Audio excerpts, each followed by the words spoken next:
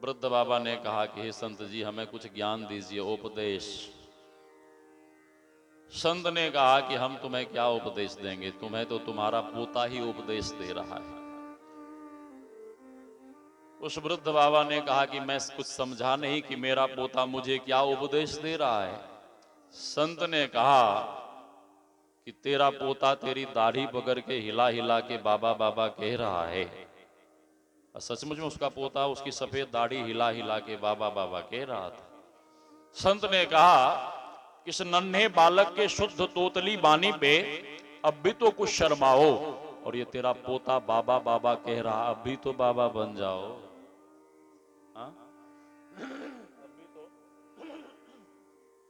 हमारे डॉक्टर साहब प्रोग्राम ही बनाते रह गए। श्री सदगुरु महाराज। वो आदमी भी कम चालाक नहीं था। वो आदमी कहता है कि हे संत जी, बाबा बनने, जब मेरा पोता बाबा बाबा कहता है तो मैं बाबा बनने का प्रोग्राम बना लेता हूं। जैसे ही झोला झंडा लेके घर से निकलता हूं तो सामने से बेटी का बेटा आ जाता है। कौन? बेटी का बेटा कौन होता है? नाती।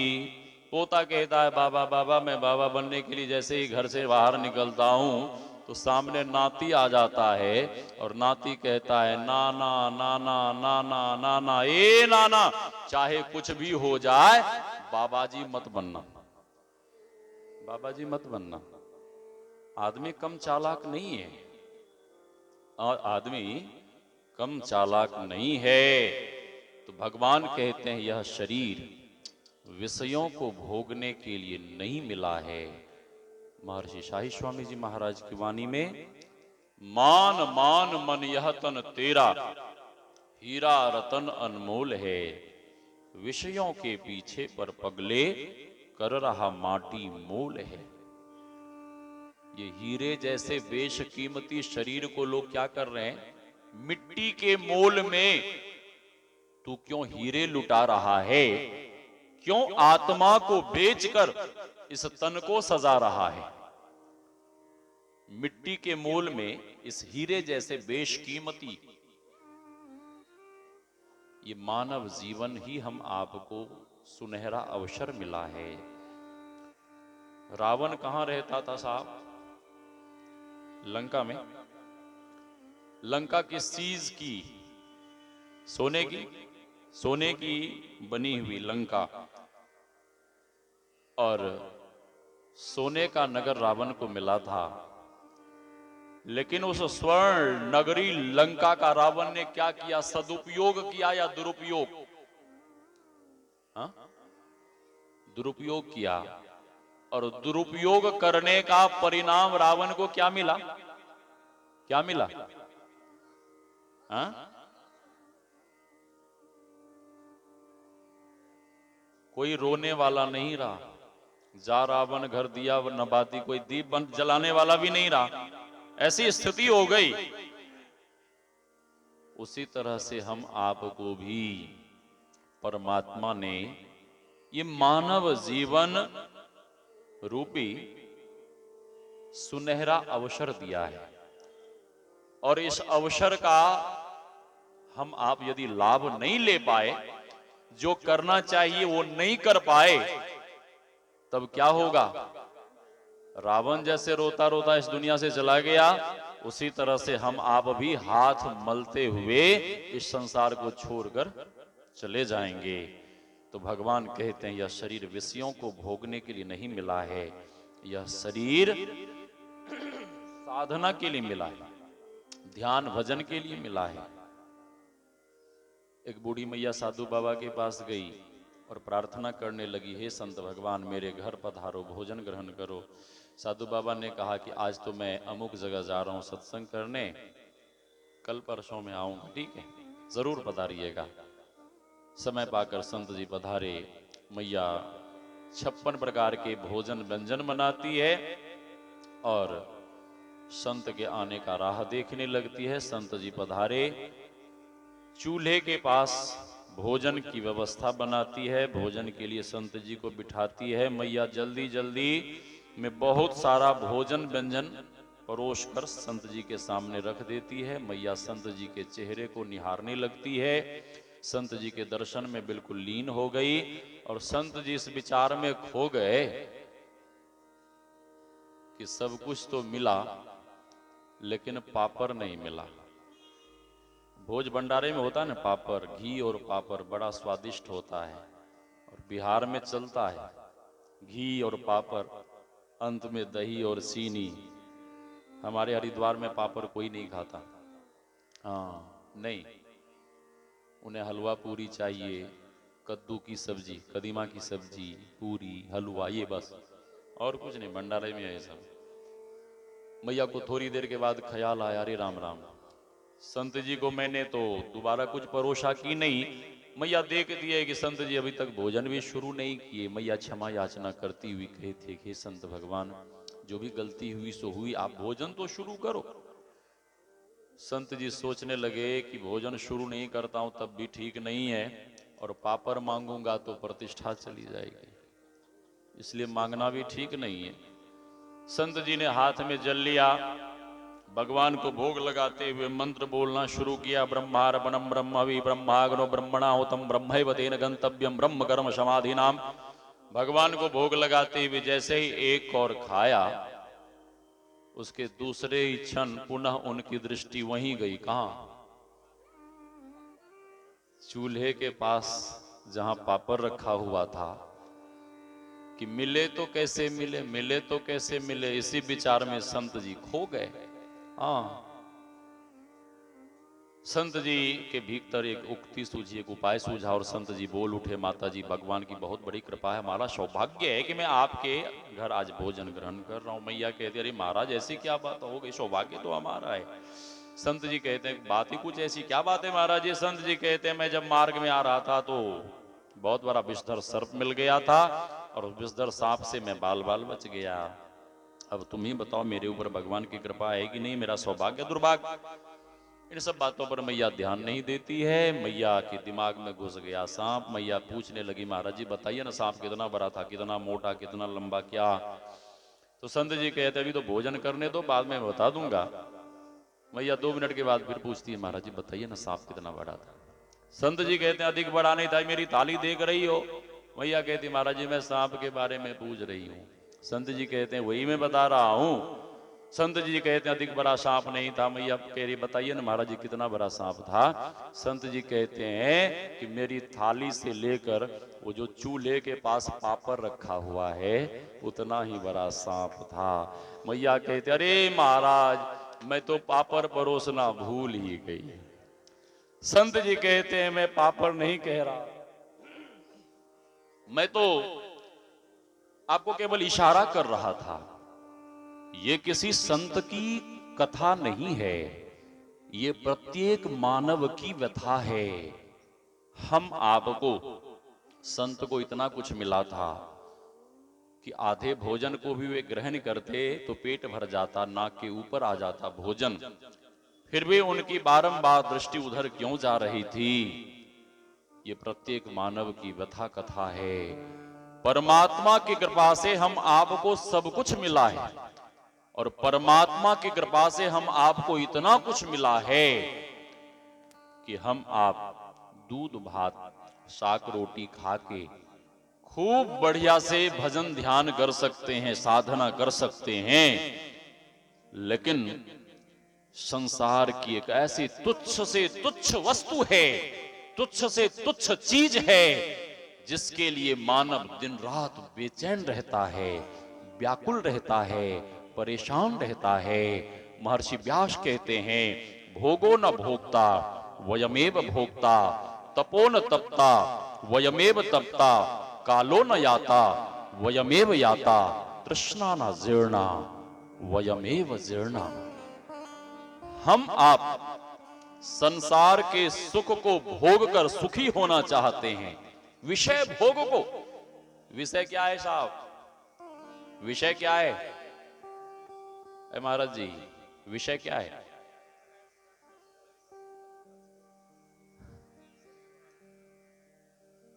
विषय, विषय, विषय जहर है। विषय शरीर के भीतर रोग पैदा करता है। विषय धीमा जहर है, विषय धीरे धीरे मारता है। किस तरह से मारता है? विषय शरीर में रोग बनकर आता है। रोग बनकर जब आता है तो मानव के घुटने में दर्द होता है, मानव के कमर में दर्द होता है, मानव के गर्दन में नेत्र ज्योति कमजोर हो जाती है, दांत टूट जाते हैं, कान बहरा हो जाता है। हाँ, ये धीमा जहर है, स्वीट पॉइजन। धीरे धीरे धीरे धीरे असर करता है, धीरे धीरे। विषय विष है, और जब तक विषय भोग में आपका मन लगा रहेगा तब तक आपसे कभी भी साधना नहीं हो सकती।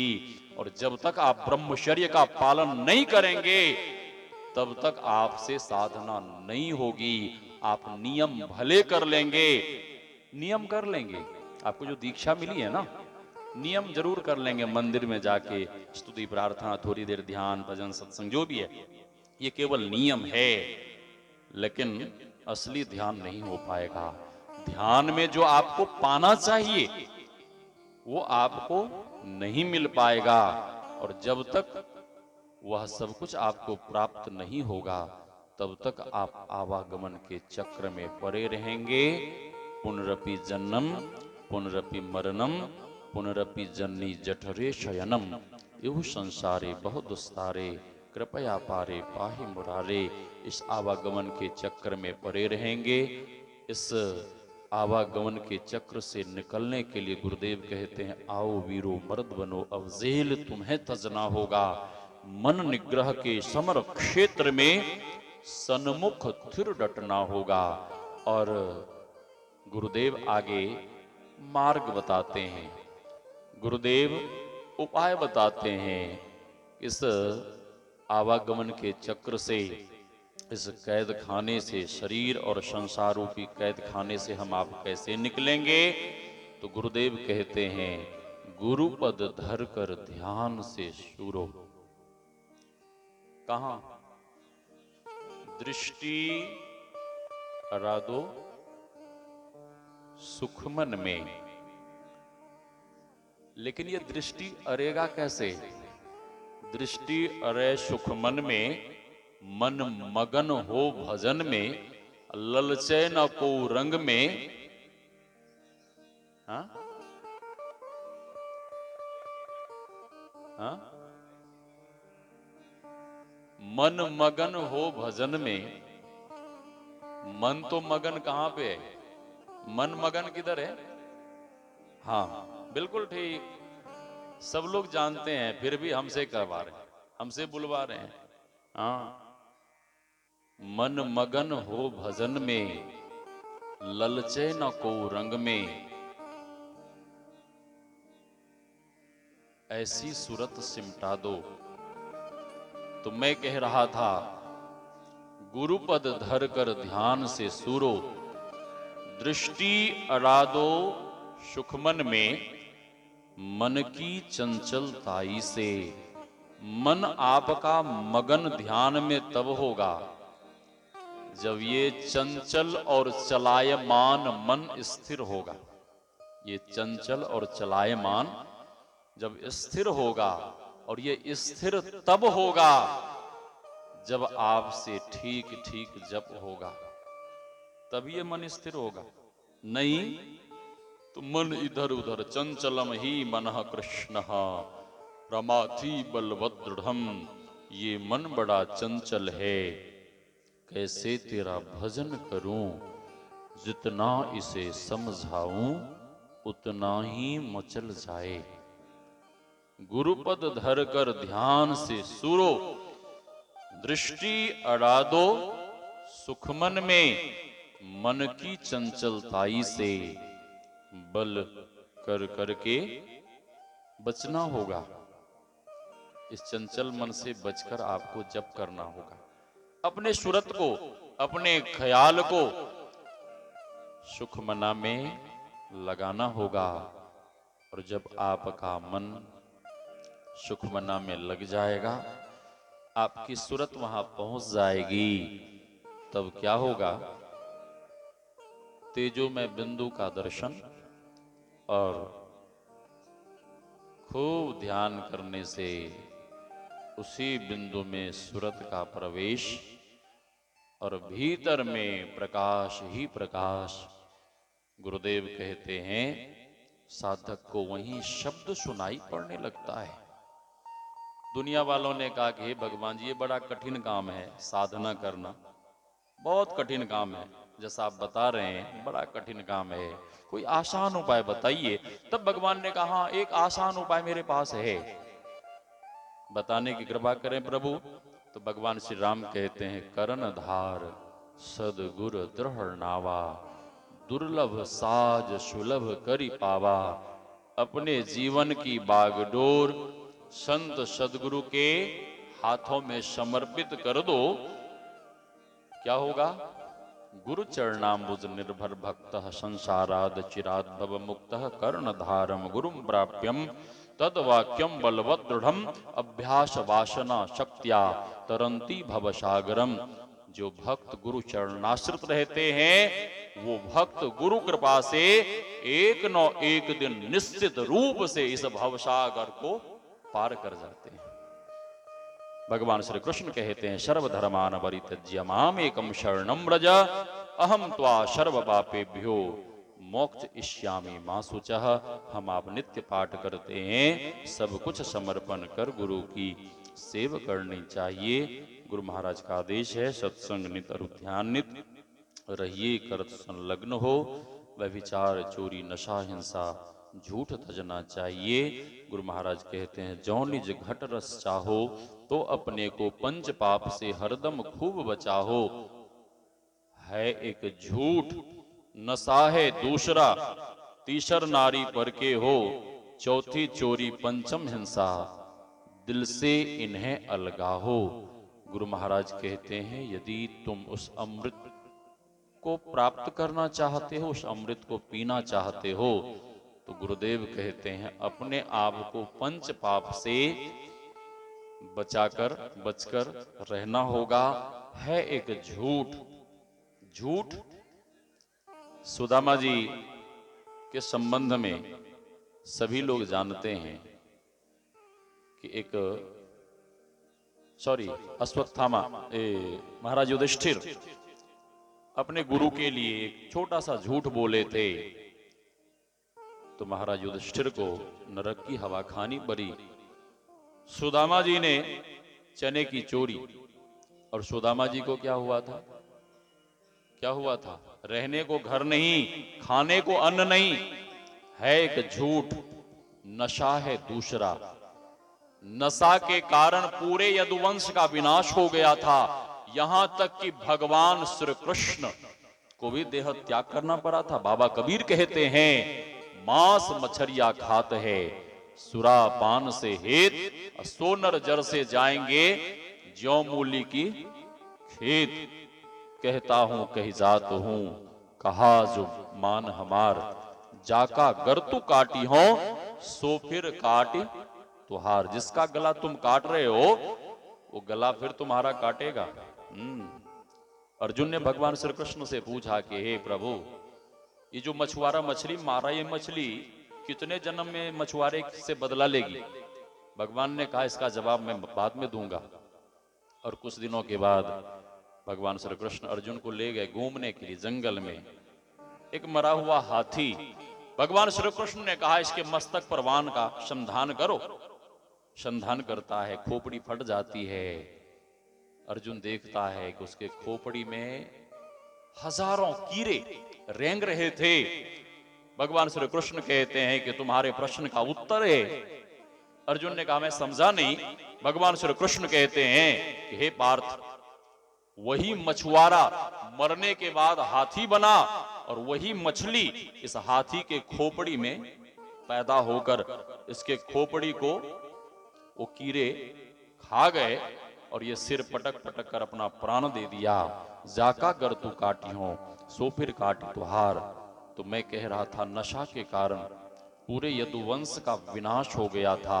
नशा में साक्षात कलयुग का वास रहता है। और जो लोग नशा पीते हैं, अपने घर में नशा लाते हैं, मानो साक्षात कलयुग को आमंत्रण देकर अपने घर बुलाते हैं। और जिस घर में कलयुग रहता है उस घर में कभी भी शांति नहीं रहती और उस घर का कभी ना कभी सर्वनाश हो जाता है। इसलिए नशा से बचिए, नशा नाश का प्रतीक है। तो गुरुदेव कहते हैं, मैं ही सहजहीन से बचन चहो, गुरुपद टहल कमाहो, जो निज घट रस चाहो। अधिक नहीं कहते हुए वाणी को विराम। बोलिए श्री सद्गुरु महाराज की।